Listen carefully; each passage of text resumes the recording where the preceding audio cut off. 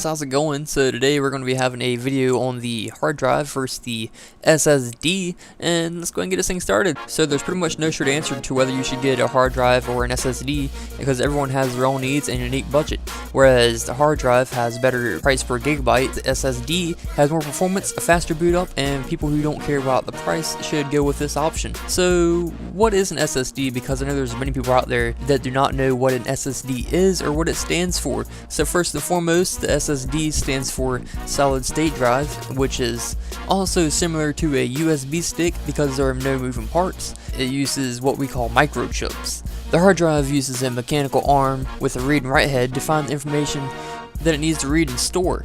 So instead of a read-write head, the SSD uses what we call a processor, similar to what we find in a computer, to read the needed information.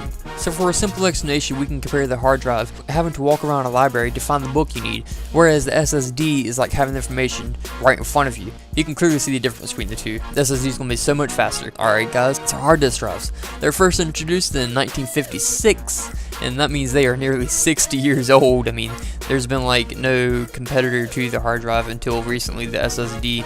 The hard drive uses magnetism to store data on a rotating platter. The read and write head previously mentioned floats above the spinning platter. So of course, the faster the platter is able to spin, the faster the data is found and stored. As far as the cost goes, the cost for a gigabyte on a hard drive is about 7.5 cents.